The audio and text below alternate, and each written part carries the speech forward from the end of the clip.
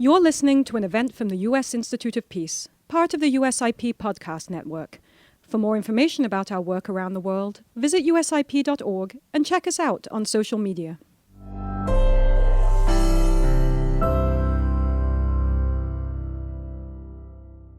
Welcome back to Carlucci Auditorium. So we've reached the closing plenary in our second annual dialogue on War Legacies and Peace in Vietnam, Laos, and Cambodia. Thanks to everyone who's joined all the roundtables and sessions today. For me, the only regret is that I could only be in one of the roundtables at a time and wasn't in the others that were concurrent, but I'm sure I will hear about it from those participants. We have saved some of the most compelling presenters for the last session, and several of them have recently arrived back from Vietnam. Ngài đại sứ mới từ trở lại Việt Nam, và cũng người khác gần đây đã đi lại từ những nơi khác đến đây. Khi chúng tôi trao đổi về vấn đề buổi khai mạc, chúng tôi có nhiều nhóm khác nhau và thời gian thì tương đối ngắn. Và chúng tôi muốn cố gắng trước khi 5 giờ như dự định. Cái phiên họp bế mạc hôm nay là để những cái tiếp theo trong những vấn đề mà khôi phục những cái việc mà hậu quả chiến tranh, khắc phục hậu quả chiến tranh và xây dựng hòa bình. Và tiếp theo những cái ý tưởng của ngài là Lai Hy.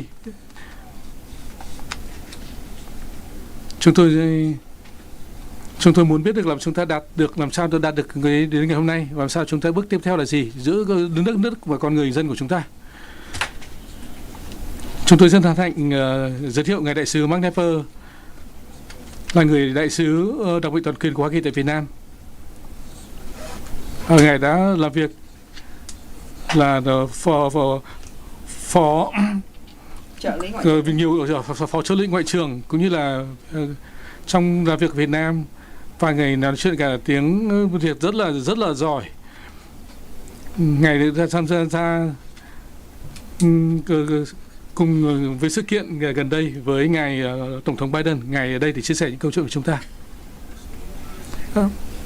Cùng với đó, ngài Thượng tướng Nguyễn Rinh là người chủ tịch vấn đề về tổ chức VAVA, tổ chức về nạn nhân chất độc màu da cam.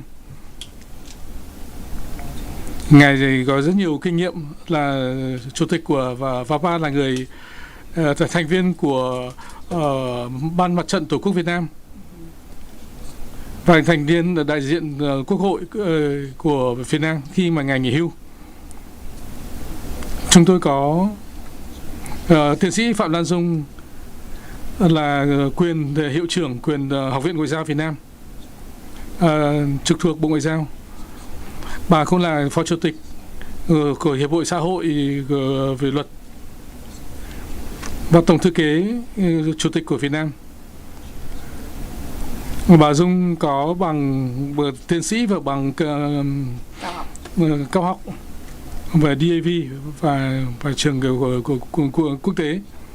Chúng tôi xin chào mừng 3 người. Chúng tôi xin mời ngài đại sứ Marc Knapper. USIP for putting this together. I really appreciate the invitation to join you today. I apologize for only being able to make this last session. It sounds like you had some very interesting sessions yesterday, including with our colleague at the NSC, Dr. Mira Rapp-Hooper, this morning with Senator Jeff Merkley, of course, who's emerged as an incredibly strong supporter of the U.S.-Vietnam relationship.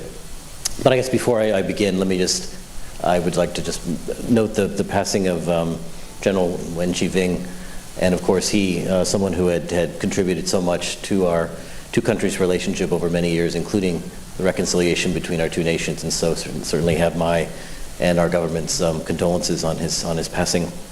But I just, as Andrew alluded, I just flew in from Hanoi after being there for I think no one could argue was an incredibly successful visit by President Biden. We use the word historic and milestone and momentous a lot. I mean, it often, it's become like a cliche when we talk about a big visit like this. or like a bumper sticker. But in reality, this truly was a historic, momentous milestone in our two countries' ties. We started off this year thinking, how best can we commemorate 10 years of the U.S.-Vietnam Comprehensive Partnership. And certainly, we wanted to look back, reflect on just how far we've come for the past 10 years, and virtually any area you can think of, trade and investment, science, technology, defense and security, education, training, people-to-people ties, cultural ties, you name it. If it's worth doing, the U.S. and Vietnam have been doing it, and doing it, on a growing basis, a growing trajectory every year for the last 10 years. And I think as a reflection of the consequence with which Washington looks at the U.S.-Vietnam relationship, we've had a lot of senior visitors this year. 1/4 of the U.S. cabinet, the president's cabinet, has visited Vietnam this year. And this was even before we were discussing the idea of the president coming. We had, of course, the USS Ronald Reagan visited. We had senior congressional delegations, to include that led by Senator Merkley on the Democratic side, Senator Crapo on the Republican side, not too long after. We had the largest business mission ever to Vietnam, put together by U.S.-ASEAN Business Council back in May. This year was already shaping up to be a pretty special one in terms of our two countries' joint commemoration, again, of the 10th anniversary of the Comprehensive Partnership. But then we were able to work things out with our friends, of course, under the leadership of the White House and the National Security Council, but working very closely with our Vietnamese partners. We were able to arrange the visit by the President, September 10th and 11th, which heralded the announcement of an upgrade, not just one level, but two, as you all know. Jumping from comprehensive partnership to comprehensive strategic partnership, and skipping the middle rung of strategic partnership altogether, which is unprecedented. This has never happened before. But I think it's as strong a reflection as possible of, again, I think the consequence that both of our leaders, both of our countries, put into this bilateral relationship. This upgrade, significant upgrade, is a reflection of where our two countries already are in terms of our cooperative relationship, but it's also a reflection of our strong will about where we want to go next, and how we can either deepen already existing cooperation even more, or expand into new and novel and exciting areas going forward. I think you saw, as part of the documents that came out from the visit, the fact sheet that the White House put out, but of course the joint statement that the U.S. and Vietnam put out together, a very strong focus on very future-oriented efforts, whether it's working together to help Vietnam, to work with Vietnam on creating a innovation-based, sort of high-tech-centered economy, and to do this through education programs, training programs, workforce development, workforce accelerators, to help create the kind of workforce that Vietnam needs to address the challenges and the opportunities of the 21st century.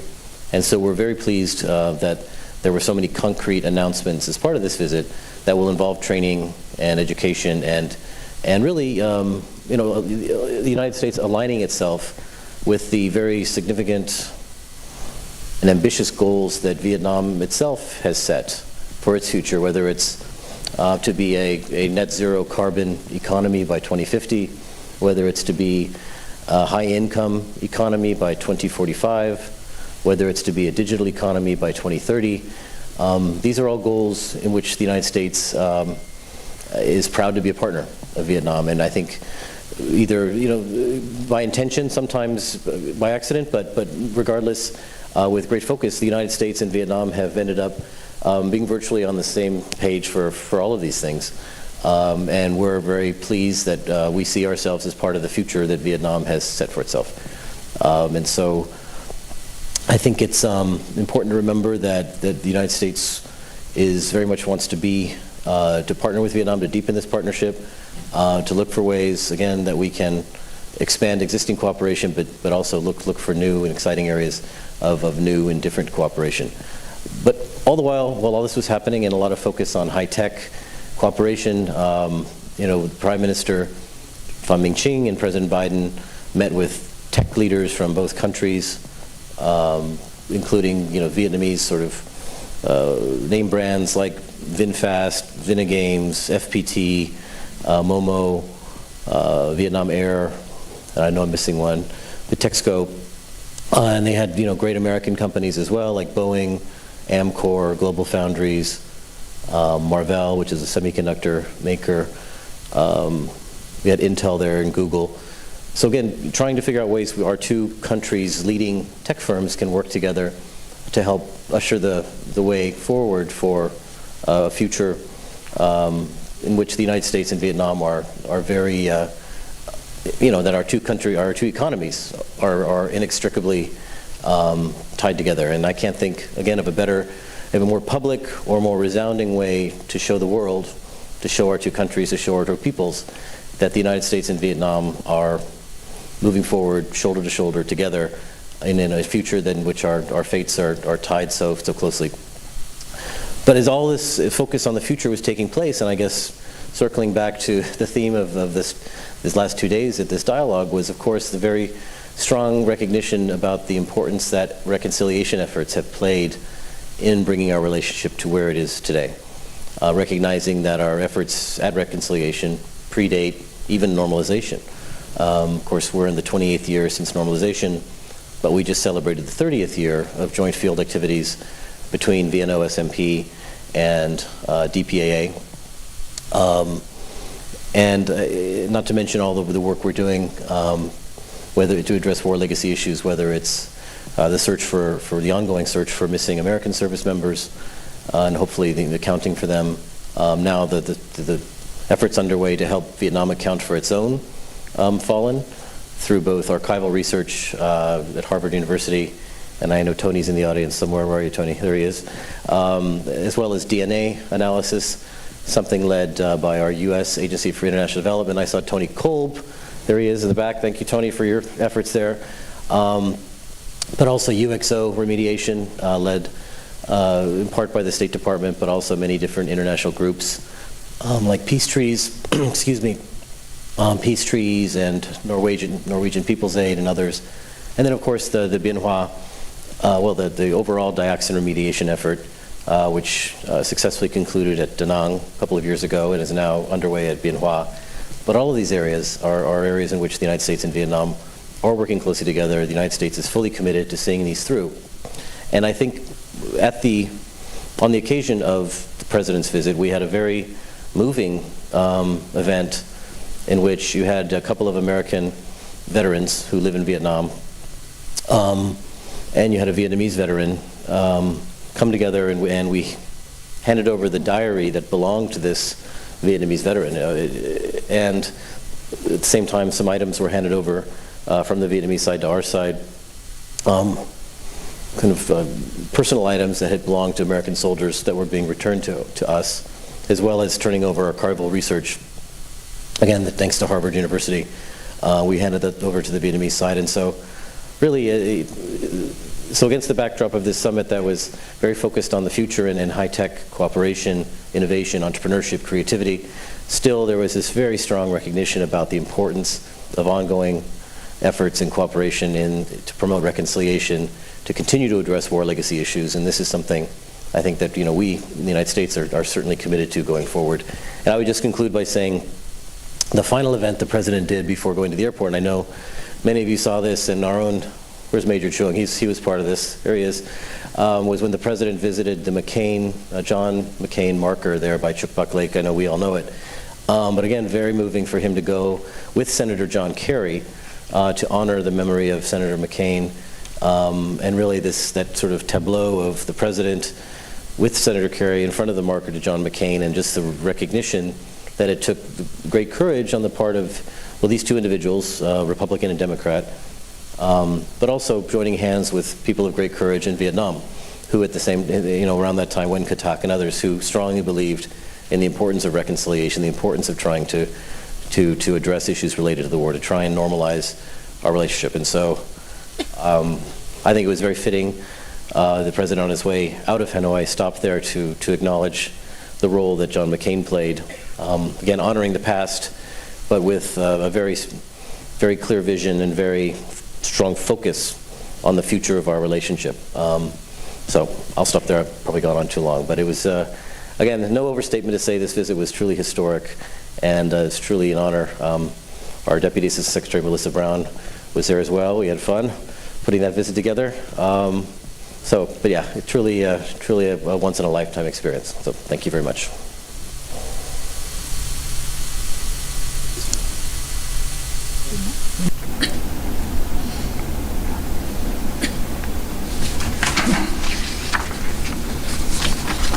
Ladies and gentlemen, I'm very pleased to return to Washington, D.C. to attend the second dialogue on War Legacy and Peace. First of all, I'd like to thank the organizing committee for inviting me to attend and speak at this dialogue. As you know, the dialogue on the consequences of war and peace, we cannot help but mention that the war history has been impacted with the image.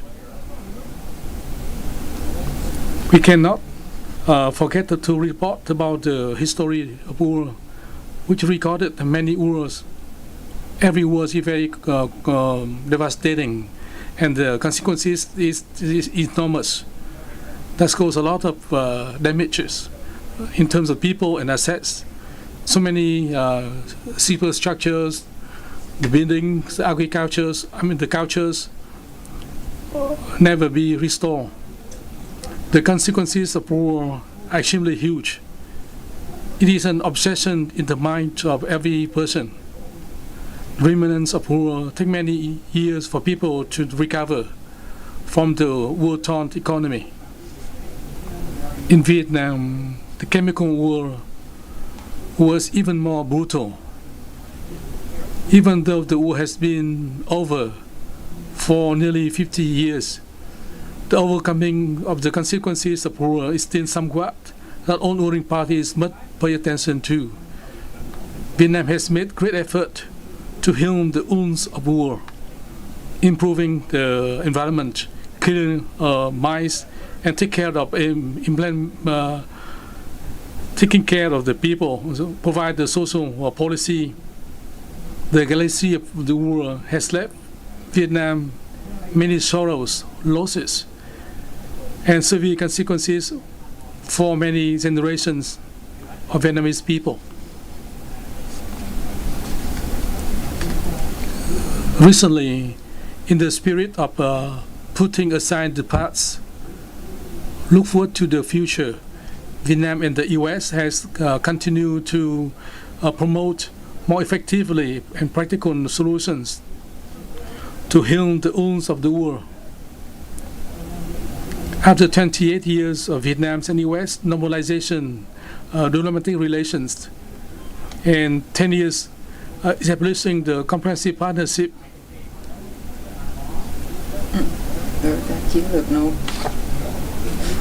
September 10 September 2023, General Secretary of Communist Party of Vietnam and U.S. President Joe Biden signed an agreement to upgrade the relationship of the two countries to comprehensive strategic partnerships.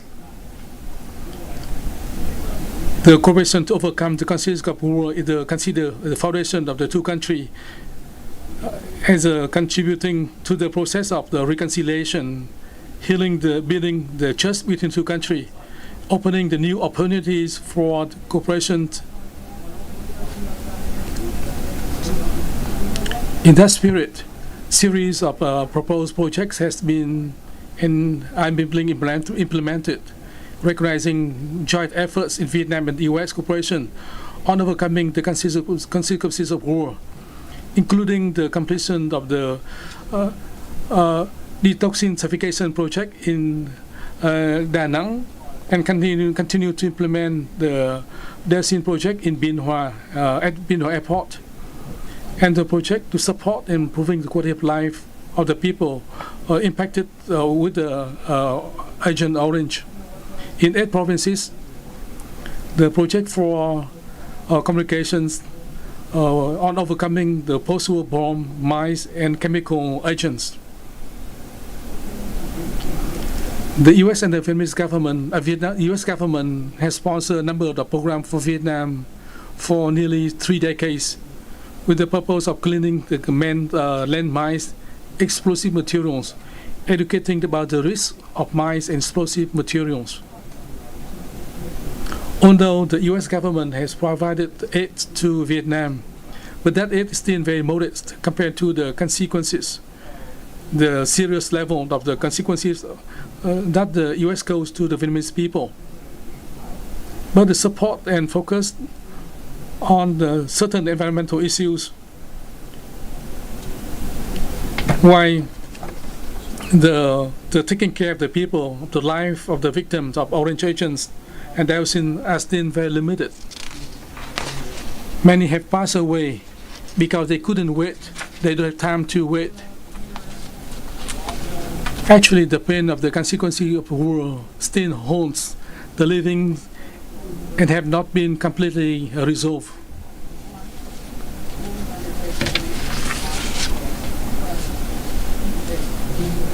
In the coming time, with the help from the U.S., Vietnam will to overcome the consequences of war and to be comparable with the new relationship between Vietnam and the U.S. in the new era. In this regard, I'd like to propose the following comments. Firstly, both sides need to build a comprehensive mechanism to resolve the consequences of war in a stable, long-term, and systematic way. Secondly, Vietnam hopes that the U.S. will continue to promote stronger cooperation in the fields of environmental treatment, overcoming the consequences of bombs and toxic chemical dioxins in Vietnam, mobilizing and committing resources to treat dioxin pollution at Bien Hoa Airport and Phuket Airport, coordinate to evaluate the results of dioxin treatment at the A Sơ Airport, A Lưới District in Thừa Thuyên, Huế Province.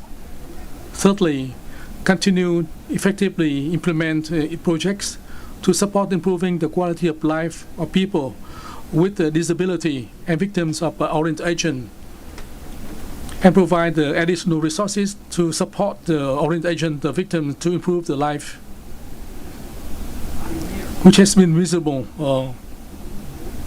Fourthly, the U.S. government considers support construction of the Dioxin Analysis Center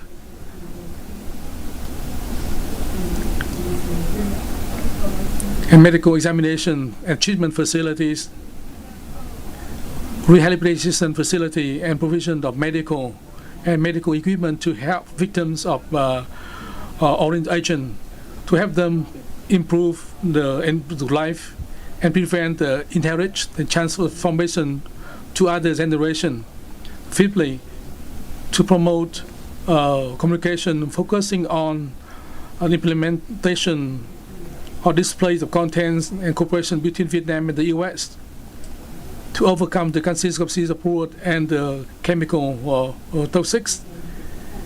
And the War Remains Museum in Ho Chi Minh City, and distributes and displays that in the A Lưới Airport. Sixthly, organize exchange visit, create the condition for young people with disability impacted by orange agent, in particular to support them to have more interaction with the U.S. Asian American people, so that have more confidence and been the more love, they can learn and strive more for the better relationships. Ladies and gentlemen, as a country that have suffered the severe consequences of war, we always wish and call on countries to respect peace, not let war break out, and prohibit the research and use of chemicals bombs and weapons, the weapons of mass destruction, so that our people, our humanity can live in the wounds of peace, stability, cooperation, and development. Thank you very much.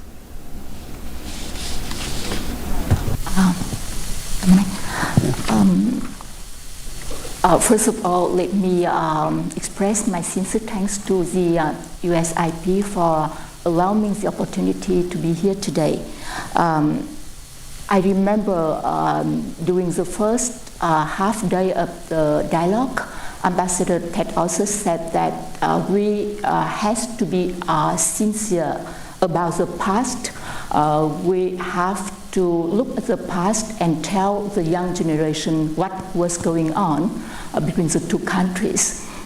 Even though a lot of people do agree with his statement, we do understand that this is one of the tasks for education. I was asked by the organizer to talk about the role of education in conciliation.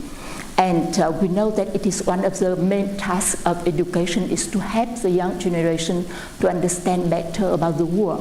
But we do have to acknowledge the fact that this is quite challenging for both sides, for the people from two countries to look at the war in the way that there is a sense of common understanding. There are still a lot of differences in the way people look at the war, and we have to acknowledge the fact that there are not two sides of the war, but three sides: the north of Vietnam, the south of Vietnam, and the US. After listening to so many discussions during our dialogue in 1.5 days, I understand that all of the project, of the effort of this War Legacy project under the USIP has a very important role in helping people to understand each other, to understand each other's culture, history, and the way we look at the war. I heard about there was only 3 paragraphs in historic books for students here at the US about Vietnam War. And I heard that it has been improved recently, that nowadays a student in California spend at least 1 or 2 weeks to study about Vietnam wars. But I do believe that it's not enough. There are a lot need to be done in order for the war conciliation. However, we do know that there are positive sides. There are a lot of Vietnam studies program in almost all of the big US universities. And in Vietnam, the Diplomatic Academy of Vietnam is also one of the institutions that has the American Studies program. And we recently signed an MOU with the Columbia University to help each other to strengthen our American Studies program in Vietnam and Vietnam Studies in the US. So basically what I think in terms of education, even though there is still a lot of efforts need to be done in order to foster common understanding of the war, what education should aim to do is to help people understand of the devastating consequences of the war, and to help the two countries not to repeat the mistakes in the past. There is one very positive side of education exchange between the people to people. We may know that Vietnam ranks the 5th among countries who have the most many students in the US. We ranked only after China, India, Canada, and South Korea. The number of Vietnamese students in the US now is more than 30,000 students, and it is almost 1/6 of our overall students studying abroad. And the US ranks the 2nd after Australia. in terms of destination for our students. It means something because for Vietnamese parents, children are their most valuable assets. So sending their children to study in a country is a very good signal of, willing for conciliation and getting over the war.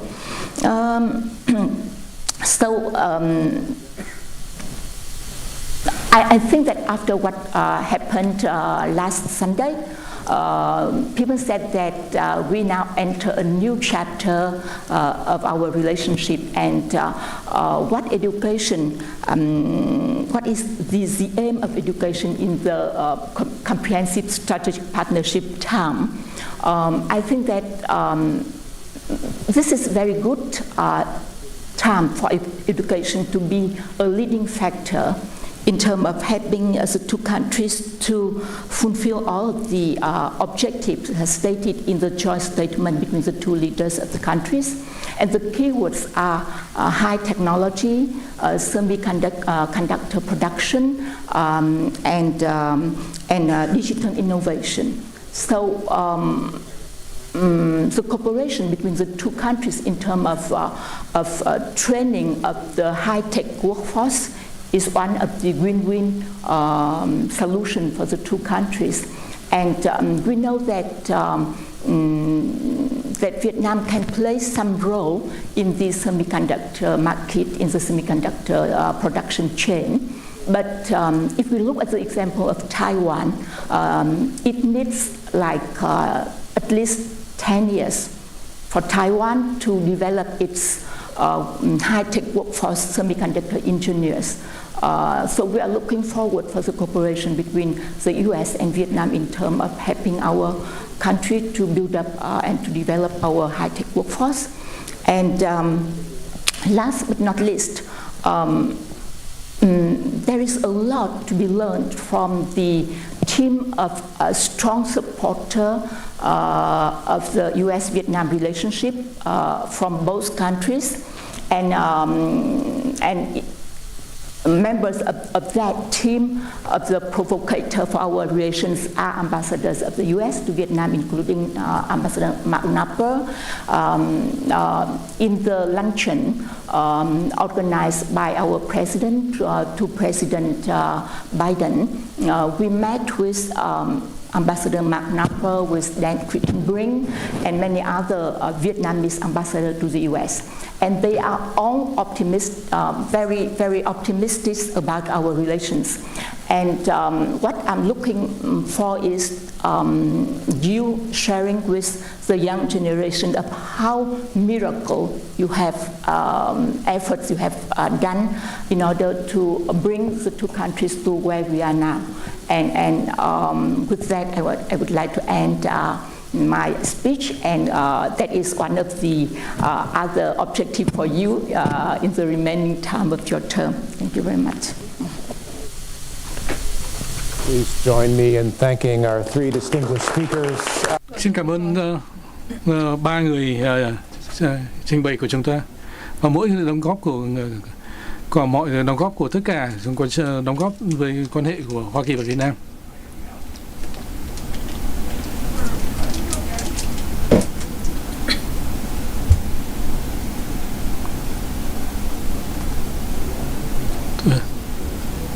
Tôi xin mời ngài đại sứ Ambassador, ngài là đại sứ và đại sứ của Campuchia,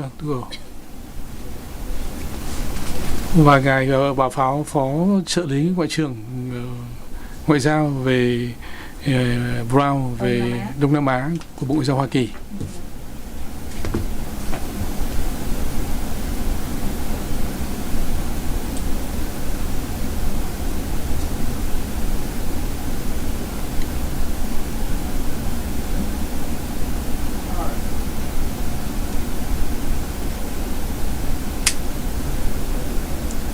Ông đại sứ Keo, xin chào mừng ngài trở lại Viện Hòa bình Hoa Kỳ.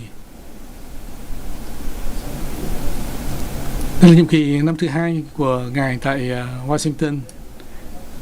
Trước đó thì là ngài là phó vụ trưởng vụ ASEAN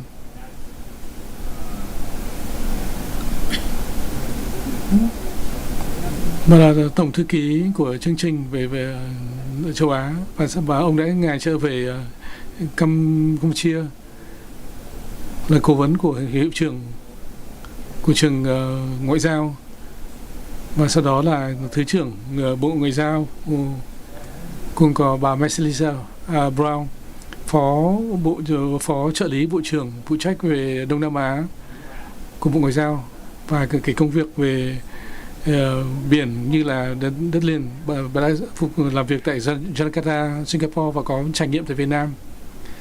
Bà gần đây đã cùng với ngài Tổng thống và cả đội của chính phủ Hoa Kỳ đến Việt Nam.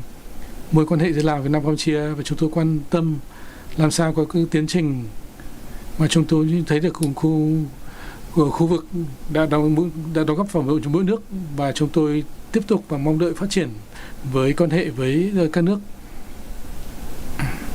Cảm ơn. Trước hết tôi xin cho phép tôi thể hiện cái sự cảm ơn Viện Hòa bình Hoa Kỳ đã mời tôi tham gia chương trình này.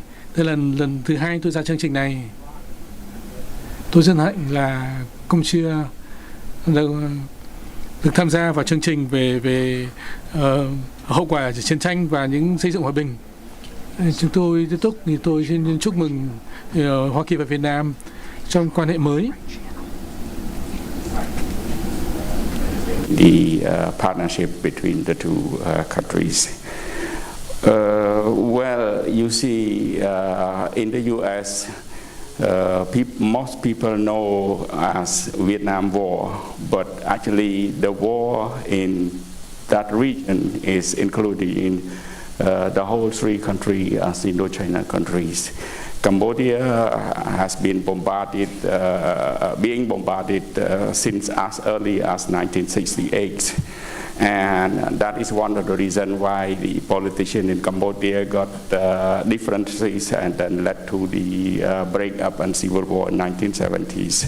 It is one of the reasons from the because the Ho Chi Minh Trail, as the world know, come down and then run adjacent the border of Cambodia. So the bombing, including the yellow agent, also along the trail since 1968 or as early as late 1967, affected the whole people of Cambodian life on 3 or 4 provinces along this border as well. So that is how we very much appreciate the USIP for including Cambodia in this War Legacy program and War Legacy and Peace program. See. For decades of war, 3 decades of war almost, that we enter into the war, it left us with a lot of destruction, but also with the psychological and leftover of landmine and remnant of war, such as the unexploded ordnance and so on. So it leave a trail of victims even after the war completed until 1998 that we implemented the win-win policy that we can abolish and we dismantle all the Khmer Rouge factions, and then we have seen a real peace. That is why we, through our experience, we believe that all war cannot end the war by war. It has to be ended by negotiation and reconciliations and so on. And that is how we believe that the program would help Cambodian as well. The general has talked about recommendations about what we should do. Our previous speaker also talking about this in Vietnam, but I would like to request the U.S. to expand that program to all the 3 countries, because we all received the same effect from the war, which is known as Vietnam's War as well. You see, after the war ended, Cambodia has remained around 6 million mines in the 4 to 6 million mines in the countries, which we have to clear. Even till now, we are still doing our most things to clear all the mines for our agricultural farmlands and so on. And from year to year, thousands of people were victim to the landmine and left over by the war. We do believe that landmine and cluster bomb should be considered as the banned weapons and as well as the chemical weapons as well. So this is how we propose that it should be considered this way. Because of experience in landmine, the Cambodian has done quite well. And that is how we become expert in the region in demining. And we have, from the time of during the mid-90s, that we received assistance from the UN and from the world, including the US, to help us in demining in the area. We become an expert, and now we are participating in the UN peacekeeping as well to demine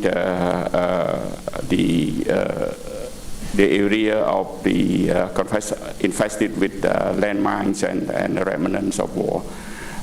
We send our deminer to 9 countries in Africa and in Middle East, and we even now training the Ukrainian deminer in Cambodia to help them to demine the mine in war in Ukraine.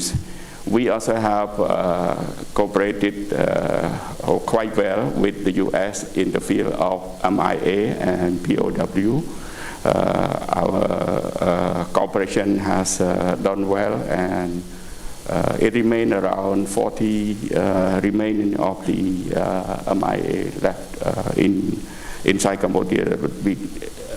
It remained because the country was locked down because of the COVID during the 2021 and 22, and now we open up again, so we start the cooperation again. So I am not going to talk much on this, but I would like to state a request to the US and to the publics, that the first is that please consider expanding all the program to Cambodia, including education. Our young Cambodian is looking for always values high education from the US. We have a lot of students coming to study in the US on their own parental monies rather than we do have some Fulbright, but it's just a few students that have that Fulbright. The rest was on their own because they value the value of education here. That's why they send their children here as well. So one of the program, and also the rehabilitation program for the victims, especially victim of the yellow agents, which affected the young born baby as well along those 4 or 5 provinces in the northeastern province and eastern Mekong province.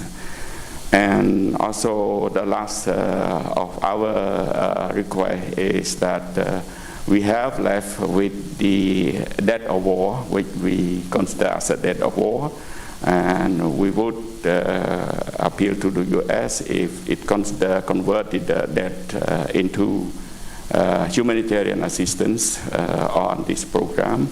It would be seen as rehabilitation and reconciliation between victims and the US.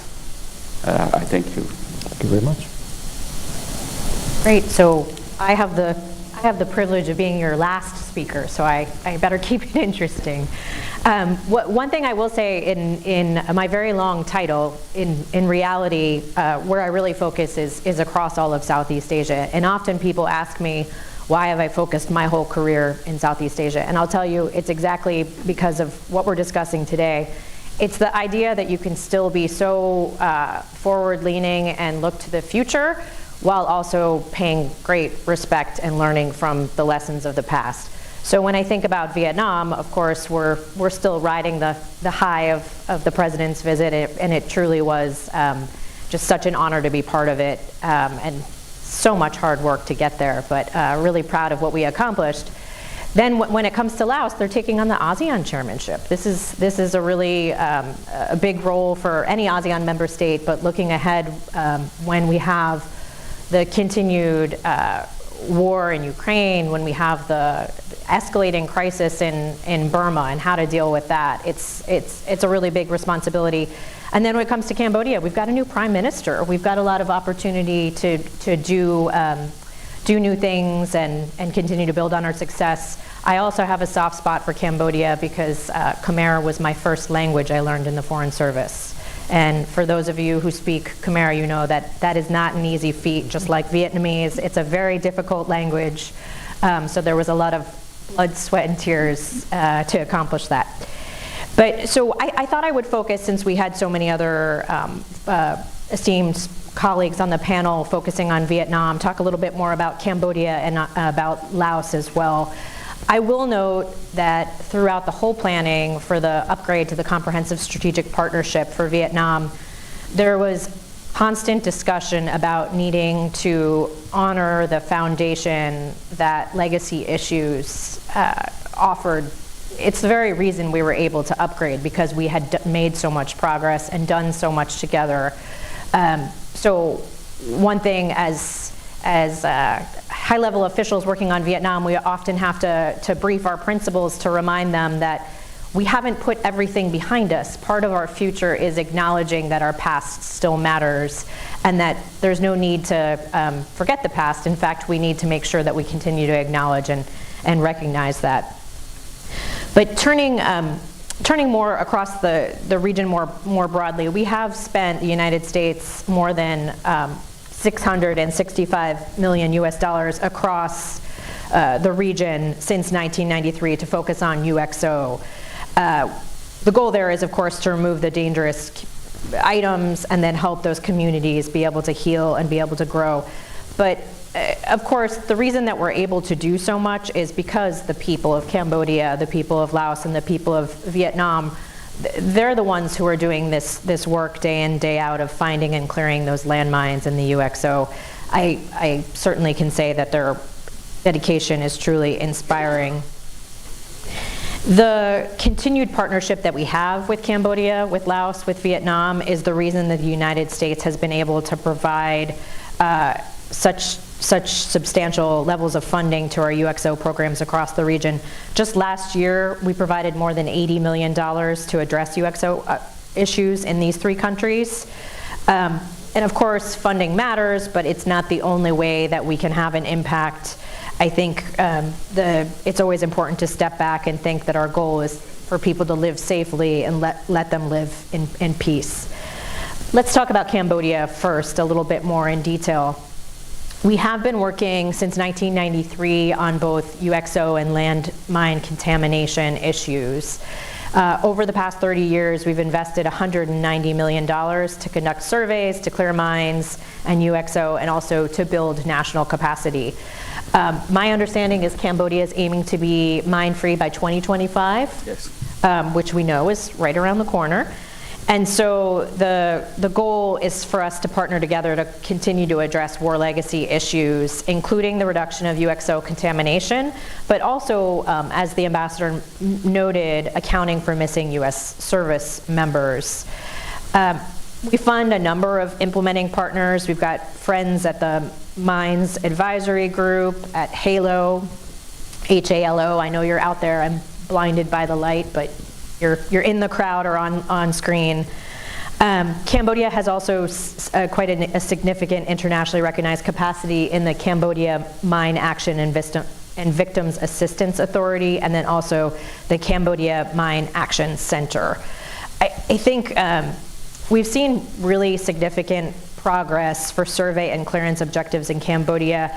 I think the really close cooperation that our two countries have really enabled us to make a ton of progress over recent years. When it comes to POW and MIA accounting in Cambodia, we have 42 of 90 Americans that now have been repatriated and identified. The work of our Defense POW MIA accounting agency enables us to continue to pursue these leads that are associated with the remaining 48 individuals unaccounted for. And a big thank you to the Cambodian government for your partnership there. With Laos, since I'm sharing personal anecdotes, I was, I guess, one of the longest visitors our embassy had in Laos, and I managed to go to 4 provinces over 4 days. But it was in particular, was a remarkable time to visit to Xingquang province in Laos, which is, many of you know, the most heavily, I guess, they face the greatest number of unexploded ordnances across all 3 countries. And it's really an underdeveloped province, but really remarkable to see the partnership there. Just a true example of reconciliation in action. One of the most interesting parts that I found was the implementing organization who was doing the demining. Most of their crew to the site, we drove about 2 hours outside of the provincial capital, and they were showing us the work they were doing on a cattle farm. And it was nearly all women, but adding to that, nearly all of the women had worked in the kitchen and eventually worked their way up through the organization to continue to be elevated to positions of more and more authority. They ran a very tight ship. They ordered me around. I followed all the instructions to stay safe, but it was really inspiring. And then later that afternoon, I also got to see a session where they would bring villagers to the school, and it was interesting to see the young people teaching the older people about what to do if they were to come across something that looked suspicious. But Laos more broadly, we've spent $355 million to clear and dispose of UXO since we started there back in 1995. We've really tried to increase our funding over the last 5 years. I was really privileged to join our then Deputy Secretary of State, Wendy Sherman, for her trip to Laos, separate trip, where we were able to launch another $45 million to the UXO efforts. And so that has enabled us to work in 5 of 6 provinces where UXO remained to be such an issue. We're hoping that we will transition from a mix of survey and clearance to full clearance by the end of 2023 in all 5 of these provinces. And then we expect to more than double the US-funded clearance capacity by the end of the year to just over 200 clearance teams in those 5 provinces. I'll say for those of you who've worked in Laos, it's also really amazing to see in these small communities the impact of this type of work. But to wrap it up, in conclusion, I think, again, what's so exciting about working on these 3 countries is the ability to measure your progress and to see things change before your very eyes. Ambassador Knapper's heard me share before that I was on the Vietnam desk, I guess more than 15 years ago.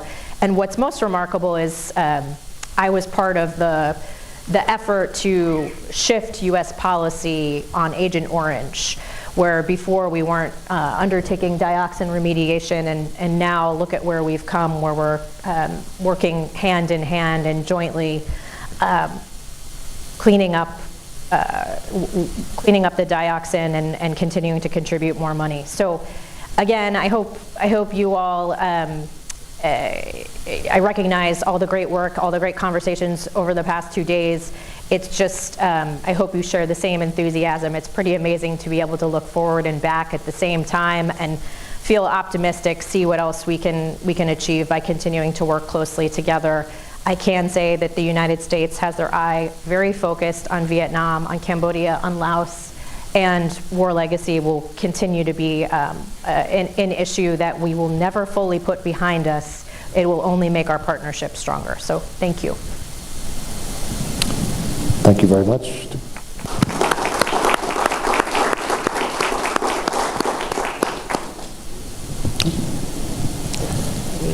We can get to everything. Thank you, Your Excellency.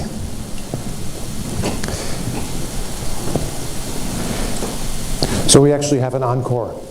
For those of you who were with us this morning in the session on the U.S.-Vietnam Youth Leadership Cohort, USIP has been cooperating with Fulbright University Vietnam for the last year on an online youth dialogue project between American and Vietnamese young people. We've invited two of the participants in that youth leadership cohort to join us today and share about their experiences. Tommy Nguyen comes from California. Andy Tomusiak is a student here in DC. So for the last few minutes we have in our dialogue, please listen to their experiences and how does this contribute to the future of our relationship that we've just heard the ambassadors and distinguished speakers describe. I'll start first. Well, hello beautiful people. Xin chào mọi người đẹp. I just want to give a shout out to all the past amazing speakers, from ambassadors, the diplomats, the people doing the hard work. And USIP decided to put the two most inexperienced people at the very end to close off. So very, very excited to do that. Once again, my name is Tommy Nguyen. I was born in Vietnam, but I was made in America. My family fled to the United States in the 1990s under the HO program, which was a program that allowed South Vietnamese veterans who were re-educated for more than 3 months refugee status to the United States. As a result of that, Vietnam became not a place where I grew up and where I formed my identity, rather a place of stories. Stories from my family, stories from American media, a little bit from the American education system. It was a country that I knew so little about, yet felt so connected to. All my life, my family told me stories to remember, to never forget about the atrocities and trauma that they faced. And I thought remembering was a very straightforward action. There's a quote from a professor from USC who was my mentor, Viet Thanh Nguyen, that there are two battles in war, one in the battleground and one in our memories. And the war may be long gone, way before I was born, but the battle still remains in our memory, in our souls and spirits. And I'm in no position to judge people on how to remember or the history. But I feel like I can decide how to remember. And for me, personally, I chose love. Love for my country, for Vietnam and the United States. Love for people, love for trying to remember and understand. And that was the reason why I decided to partake in both the youth cohort program for the USIP and also the Fulbright Vietnam program last year as an English teaching assistant and a cultural ambassador. All I ever wanted was to see Vietnam through my own eyes. Not from my parents, not from the lens of war and trauma, but through my own experiences, mistakes, and challenges. And that's exactly what happened.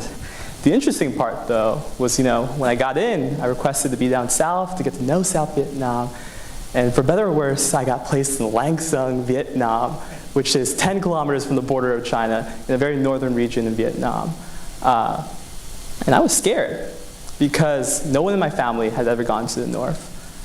Obviously, my family history puts me in a very vulnerable position, and I come from a family that grew up in Orange County, in Little Saigon, that had very strong conceptions about the north. But here I am, in a rental car on my way to Gifted High School, Chu Van An in Lang Son.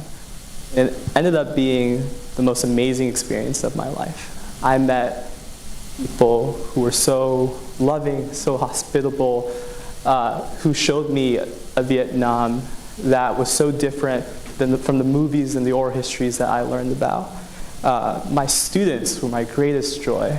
I was one of the first foreigners, Americans, native English speakers that they met, and they saw me as a science experiment, as if an alien abducted one of their friends, took them to another world, and brought them back. That's how different I was to them. But they were so amazing, so smart, and for me, makes me so hopeful for what Vietnam will be. And I wasn't the only one in this program who was Vietnamese American searching these questions. The majority of Fulbrighters were Vietnamese Americans, categorized as heritage-seeking applicants. That wasn't the case 20, 25 years ago, and that's something that should be celebrated. My job was about cultural exchange and education, talking about America through my eyes. But for that to happen, I had to have the hard conversation what that meant, to be Vietnamese American.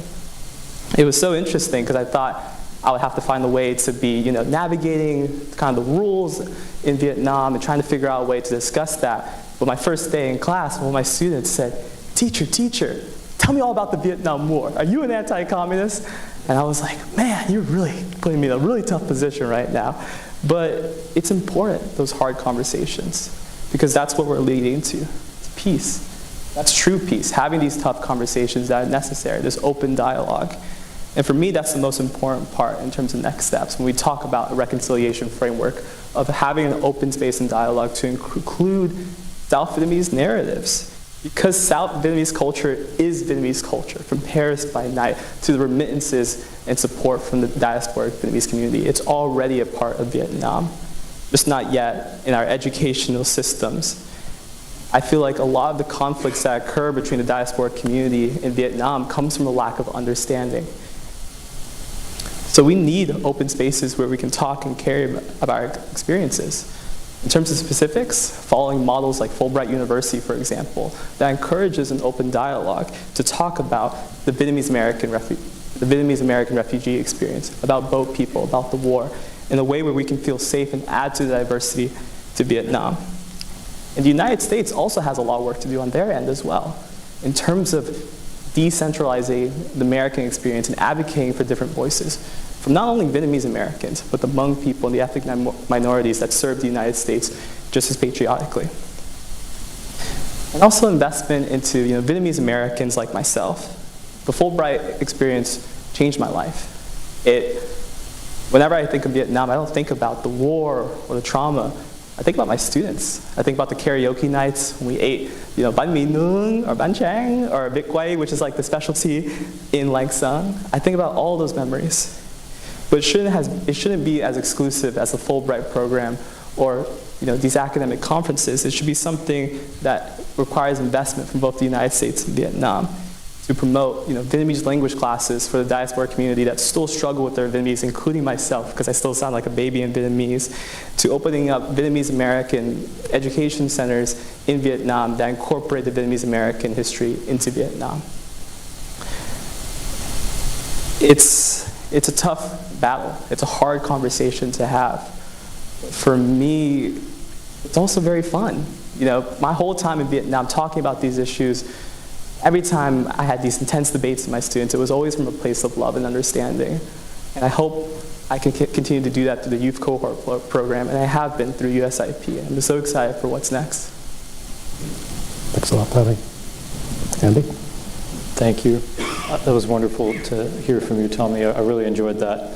And if I could just first say, I was here in May for PeaceCon at USIP, and I never imagined that in my career I would get a chance to sit on this stage, let alone later the same year. So I'm incredibly honored to be here among such a distinguished panel of speakers who've dedicated so much to the U.S.-Vietnam relationship.